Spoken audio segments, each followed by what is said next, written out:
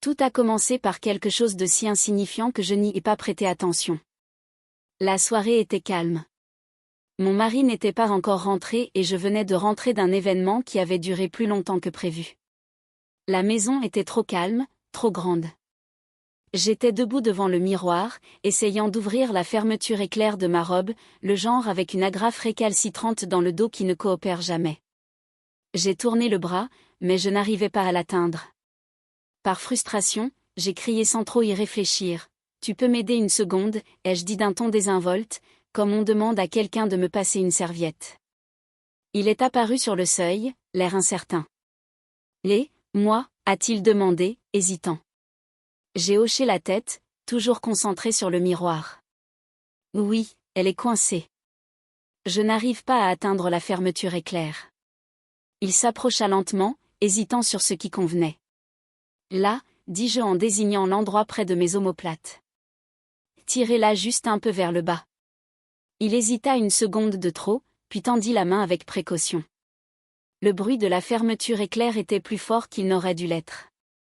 Je sentis l'atmosphère changer dans la pièce, une tension palpable, silencieuse et gênante. « Voilà », dit-il doucement en reculant dès que le vêtement fut libre. « Merci », dis-je rapidement, le tissu par-dessus mon épaule. Il hocha la tête presque maladroitement, puis se tourna pour partir. « Et de rien », murmura-t-il, sa voix s'estompant dans le couloir. Lorsqu'il fut parti, je fixai mon reflet pendant un long moment. Ce n'était pas l'acte en lui-même, c'était l'étrange silence qui suivit, le poids de quelque chose de simple, soudainement trop compliqué. J'éprouvais une culpabilité injustifiée. Rien d'inapproprié ne s'était produit. Pourtant, quelque chose dans cette pause, cette prise de conscience, me troubla. J'esquivai ces pensées et m'habillai, me disant de ne pas trop réfléchir. Mais je ne fis que ça. Plus tard, lorsqu'il passa devant le salon, je lui souris faiblement. « Longue journée ?» demandai-je. « Oui », répondit-il. « Papa a dit qu'il rentrerait peut-être tard. » J'acquiesçai. Il m'avait aussi envoyé un message. Il s'attarda une seconde, comme s'il voulait en dire plus. Puis il demanda, « Ça va ? Tu avais l'air, je ne sais pas, ailleurs tout à l'heure. » J'ai forcé un petit rire. Juste fatigué. Trop de bruit à l'événement. Il sourit poliment, sans être sûr que ce soit vrai. « Très bien. »« Bonne nuit », dit-il. « Bonne nuit », répondis-je, gardant un ton léger. Quand je me retrouvai seule, je restai assise en silence. La télévision fonctionnait faiblement en fond sonore, mais je ne la regardais pas.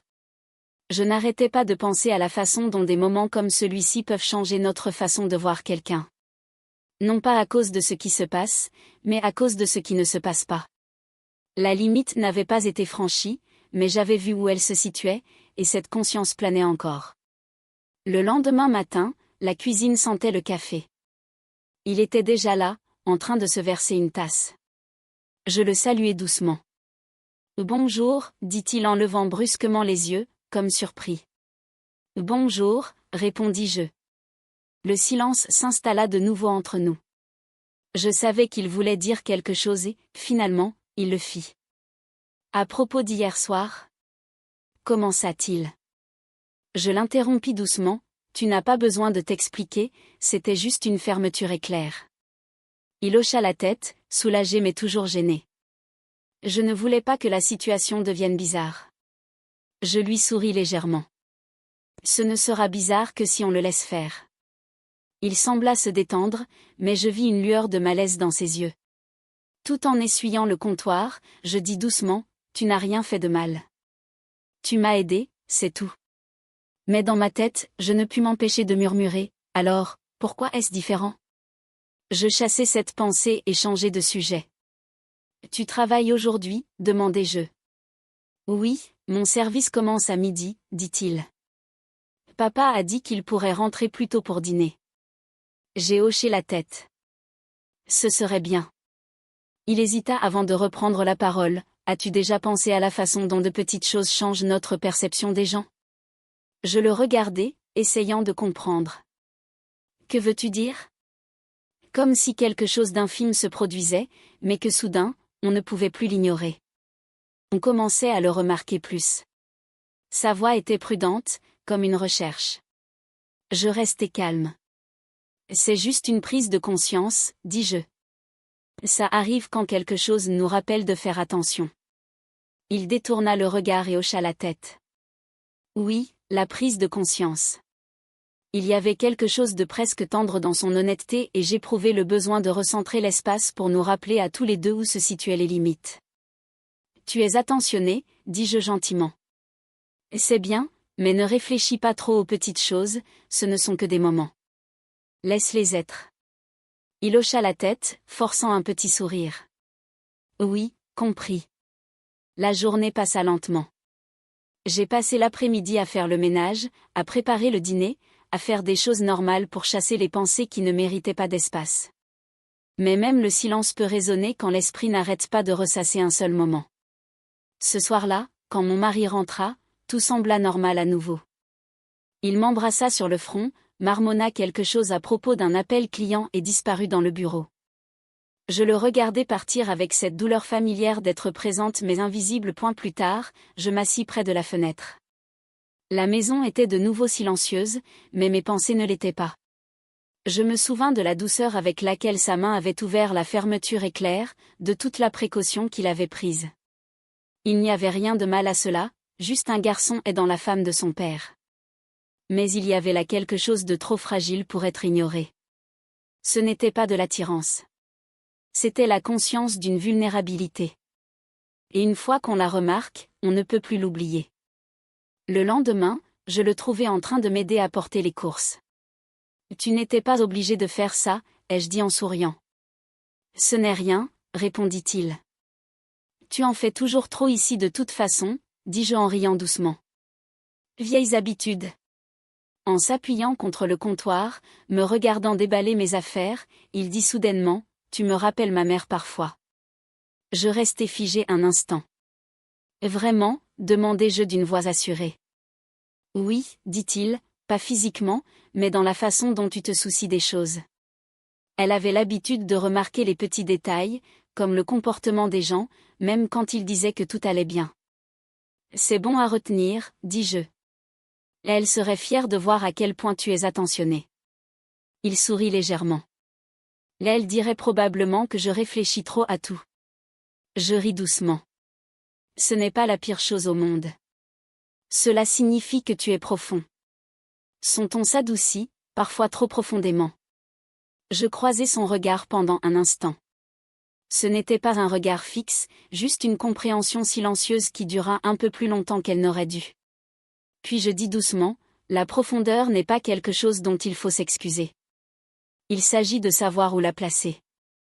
Il hocha lentement la tête. Et où ne pas la placer, n'est-ce pas? Je souris. Exactement. Ce petit échange resta en mémoire plus longtemps que je ne l'aurais souhaité. J'ai compris que les limites émotionnelles ne sont pas une question de distance, elles sont une question de clarté. C'est savoir quand l'empathie commence à se brouiller en quelque chose de plus lourd. Ce soir-là, j'écrivis dans mon journal, les limites émotionnelles sont des barrières invisibles que nous construisons non pas pour empêcher les autres d'entrer, mais pour garder notre équilibre intérieur. Je ne l'entendis pas entrer avant qu'il ne parle doucement depuis l'embrasure de la porte, c'est une bonne réplique. Je sursautai. Tu m'as fait peur. Il sourit maladroitement. Désolé, je prenais juste l'air. Je ne voulais pas lire par-dessus ton épaule. Ce n'est rien, répondis-je en fermant mon carnet. Ce n'est pas un secret. Il hésita, puis dit doucement, tu écris beaucoup. J'hochai la tête. Quand j'ai besoin de comprendre ce que je ressens. Il s'appuya contre le cadre. Je suppose que je fais l'inverse. J'arrête de parler quand il y a trop de choses. J'esquissai un sourire. Ce n'est pas inhabituel. Certaines personnes se replient sur elles-mêmes. Il sembla réfléchir. C'est peut-être pour ça que papa ne comprend pas. Il fait toujours avancer les choses. Il travaille, dis-je doucement. Parfois c'est comme ça qu'on évite trop. Et toi, demanda-t-il à voix basse. Tu l'évites aussi? Je baissai les yeux sur mon carnet. Et non, J'essaie juste de gérer. La sincérité de ce moment était brute mais calme, ni déplacée ni suggestive, juste profondément humaine. Il hocha lentement la tête, comprenant quelque chose de non dit. Je crois que je comprends, dit-il. Je souris doucement. Bien, alors tu apprends l'équilibre. Sous le léger bourdonnement du soir, la maison paraissait plus petite que d'habitude. Le silence entre nous s'était épaissi depuis ce jour gênant, non dit, comme une ligne que ni l'un ni l'autre n'osait franchir à nouveau. Je remarquais comment il évitait de rester trop longtemps dans la même pièce, comment son rire en ma présence s'était estompé. Comme il était devenu prudent, comme chaque mouvement nécessitait une permission. Je faisais semblant de ne pas le remarquer, mais cela persistait dans les recoins de chacune de nos interactions. Quand je parlais, il baissait les yeux. Quand il répondait, je percevais de la retenue dans sa voix. Le souvenir de ce petit moment innocent avait en quelque sorte réécrit notre existence dans le même espace. Je me surprenais à le repasser en boucle, non pas parce que je ne comprenais pas ce qui s'était passé, mais à cause de l'importance que j'y avais accordée à quelque chose d'aussi simple. Cela m'amena à remettre en question mes propres limites et la facilité avec laquelle l'attention pouvait se confondre avec le confort, et le confort avec quelque chose de complètement différent. Je me disais que ce n'était rien, que ce n'était qu'un malaise passager. Mais au fond de moi, je savais que ce n'était pas l'acte qui me troublait, c'était la prise de conscience que je marchais sur un fil émotionnel, un fil sur lequel je n'avais même pas réalisé que j'étais en équilibre. À table, il était assis en face de moi, sa fourchette à peine bougeant. Mon mari parlait de son travail, inconscient de la tension sourde qui s'installait entre nous. Chaque mot que je prononçais était pesé, prudent. Je voulais retrouver la complicité d'antan, mais j'étais terrifiée à l'idée de faire un faux pas. Quand nos regards se croisèrent, il détourna les yeux rapidement et le silence qui suivit en disait long. Je n'y arrivais pas. Ce n'était pas de la culpabilité, c'était de la confusion, celle qui s'insinue quand on ne trouve pas sa place. J'essayais de me distraire en remplissant mes journées de travail, de courses, de tout ce qui m'empêchait de trop réfléchir. Mais malgré tout, je me surprenais à repenser à son visage surpris ce jour-là, à l'hésitation dans sa voix lorsqu'il avait dit « d'accord ». Je me demandais si je l'avais mis mal à l'aise, si je l'avais placé dans une position impossible. Il était jeune, gentil, toujours désireux de bien faire et je craignais d'avoir perturbé ce sentiment d'innocence avec une demande qui portait du poids. Les semaines passèrent et la maison recommença à respirer. Petit à petit, nous retrouvâmes notre rythme. Il aidait à la maison, riait de nouveau aux blagues de son père et m'a même taquiné une fois à propos du pain grillé brûlé. C'était comme une guérison, mais il y avait encore un changement subtil. Le respect se mêlait à la distance. L'affection était enveloppée de conscience. Nous avions appris quelque chose sans jamais le dire à voix haute, que les limites émotionnelles ne se révèlent que lorsqu'elles sont mises à l'épreuve. Un soir, alors que je pliais le linge, il apparut sur le seuil. Il hésita puis dit doucement, « Je ne voulais pas mettre les choses mal à l'aise ce jour-là. » Ces mots exprimaient à la fois du soulagement et des excuses. J'ai levé les yeux, réalisant qu'il avait lui aussi sa propre version de l'instant. Je souris doucement et dis, « Tu n'as rien fait exprès. » Peut-être que si. Pour la première fois depuis des semaines, nos regards se croisèrent sans détour. Ce n'était pas un moment de confession, c'était un moment de compréhension.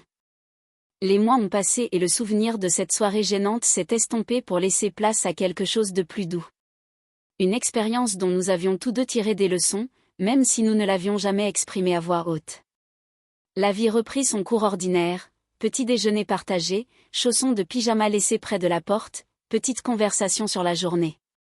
Mais sous la surface, quelque chose avait changé en moi. J'avais pris davantage conscience de mon rôle, pas seulement en tant qu'épouse ou belle-mère, mais en tant que personne responsable de l'atmosphère émotionnelle de notre foyer. J'avais appris que les plus petits gestes peuvent véhiculer des messages indicibles, que les limites ne sont pas seulement une question de règles, mais aussi de conscience. J'ai commencé à remarquer les choses que j'avais négligées auparavant, comment son regard s'attardait plus longtemps lorsqu'il cherchait à être rassuré, comment ses silences réclamaient parfois de l'espace, pas des réponses.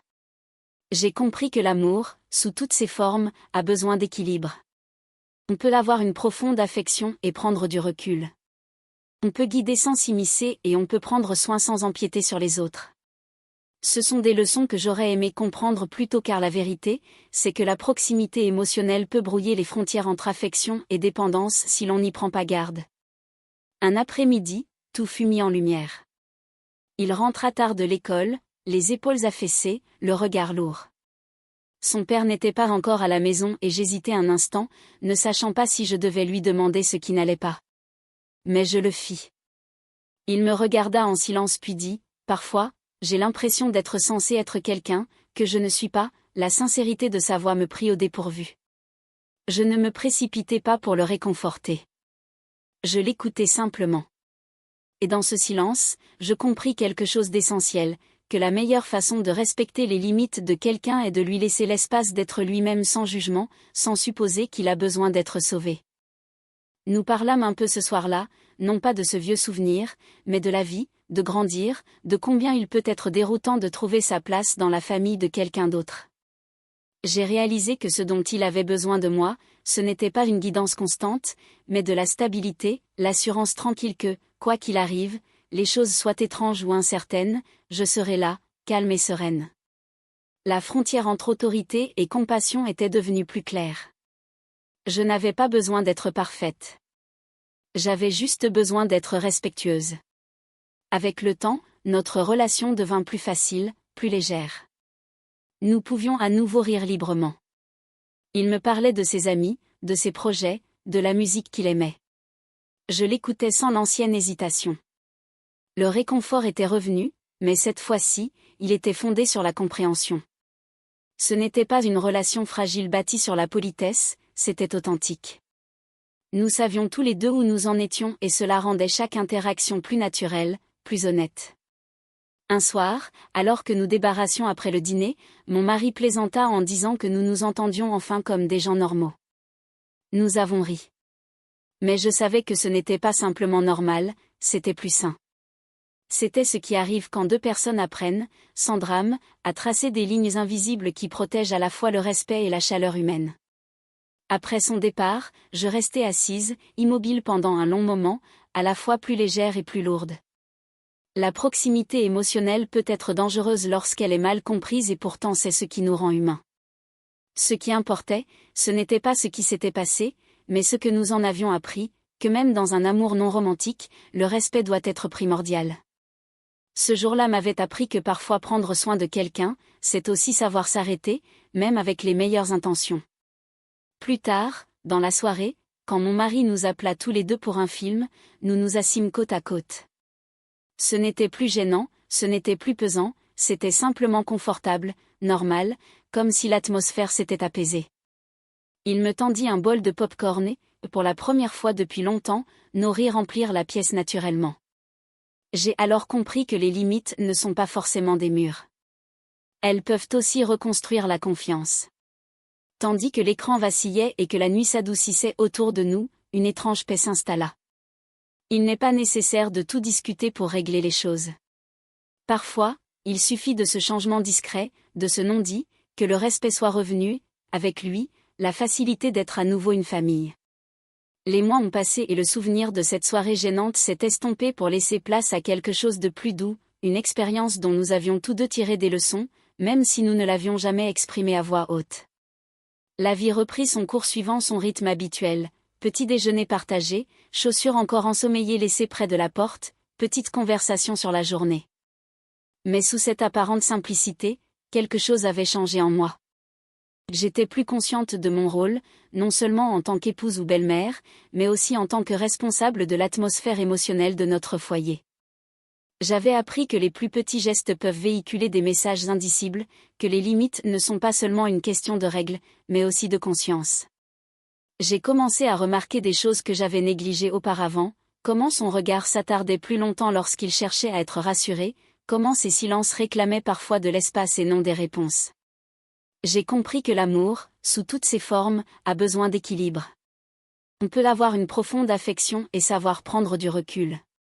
On peut guider sans s'immiscer et on peut prendre soin sans empiéter sur les autres. Ce sont des leçons que j'aurais aimé comprendre plus tôt car la vérité, c'est que la proximité émotionnelle peut brouiller les frontières entre affection et dépendance si l'on n'y prend pas garde. Il y eut un après-midi qui mit tout cela en lumière. Il rentra tard de l'école, les épaules affaissées, le regard lourd. Son père n'était pas encore à la maison.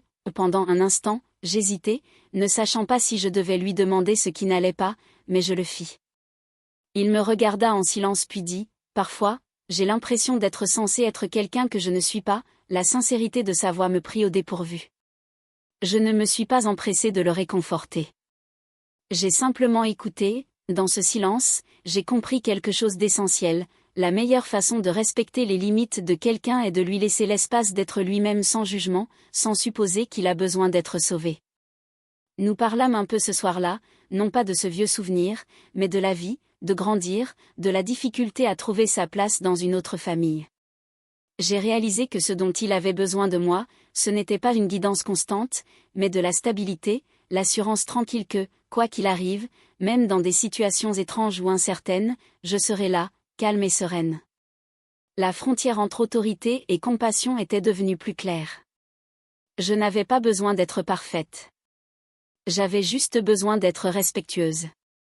Avec le temps, notre relation devint plus facile, plus légère. Nous pouvions rire de nouveau librement. Il me parlait de ses amis, de ses projets, de la musique qu'il aimait. Je l'écoutais sans l'ancienne hésitation. Le confort était revenu, mais cette fois-ci, il était fondé sur la compréhension. Ce n'était pas une relation fragile bâtie sur la politesse, c'était authentique. Nous savions tous les deux où nous en étions et cela rendait chaque interaction plus naturelle, plus honnête. Un soir, alors que nous rangions après le dîner, mon mari plaisanta en disant que nous nous entendions enfin comme des gens normaux. Nous avons ri, mais je savais que ce n'était pas seulement normal, c'était plus sain. C'était ce qui arrive quand deux personnes apprennent, sans drame, à tracer des lignes invisibles qui protègent le respect et la chaleur en même temps.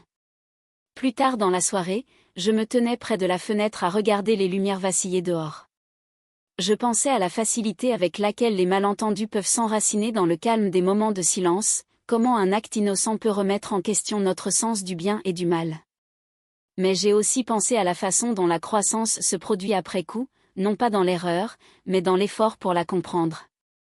Nous avions tous deux changé. Il avait mûri et j'avais appris la retenue, celle qui naît de l'empathie, non de la peur. Ce soir-là, alors que la maison retrouvait son calme habituel, j'ai réalisé quelque chose que je n'avais jamais compris auparavant. Les limites émotionnelles ne sont pas des murs, leur respect les rend visibles. Elles permettent à l'amour, sous toutes ses formes, de respirer sans étouffer personne.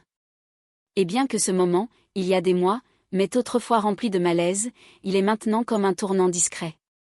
Un rappel que même les expériences maladroites peuvent devenir des leçons, façonnant notre façon d'aimer, de prendre soin des autres et de définir ce qui est sacré entre des cœurs qui ne veulent faire de mal à personne. Le temps a une manière silencieuse de guérir les blessures que les mots ne peuvent exprimer. L'année suivante, ce moment n'était plus qu'un vague souvenir, un doux écho enfoui sous le bruit du quotidien. Nous avions tous deux passé à autre chose, mais non sans emporter avec nous les leçons qu'il avait laissées. La tension latente qui planait autrefois sur la maison avait été remplacée par une compréhension sereine. Les rires étaient de retour, authentiques et spontanés, sans retenue. J'ai remarqué qu'il avait grandi, qu'il était devenu plus sûr de lui, plus à l'aise avec lui-même. Ce n'était pas seulement l'âge, c'était la conscience. Nous avions tous deux appris à coexister sans franchir les barrières émotionnelles, à trouver du réconfort dans une distance qui restait chaleureuse. Parfois, j'apercevais des bribes du jeune garçon qu'il avait été, la façon dont il tenait la porte ouverte, la façon dont il jetait un coup d'œil pour voir si j'avais besoin d'aide. Mais maintenant, il demandait d'abord, « Tu as besoin d'aide ou je te laisse faire ?» disait-il avec un léger sourire. Cette question, aussi simple soit-elle, portait la maturité de quelqu'un qui comprenait les limites mieux que la plupart. Cela m'a rappelé le chemin parcouru depuis ce jour où aucun de nous deux ne savait à quel point les liens émotionnels pouvaient être fragiles. Je me suis surprise à réfléchir souvent, non pas avec regret, mais avec gratitude. Ce moment m'avait forcé à voir des choses que j'avais ignorées, comme il est facile de confondre gentillesse et confort, comme rapidement de petits gestes peuvent prendre du sens. Cela m'a appris à faire une pause avant de tirer des conclusions, à mesurer la proximité avec pleine conscience. Surtout, cela m'a appris que l'attention doit toujours protéger et non semer la confusion. L'amour, dans sa forme la plus pure, doit reposer sur le respect, sinon il risque de devenir tout autre chose. Un soir, alors que nous étions assis ensemble à attendre le retour de mon mari, il me demanda nonchalamment, « Tu repenses parfois à ce jour-là » Je le regardai, surprise par sa franchise. Il n'était pas gêné, juste réfléchi.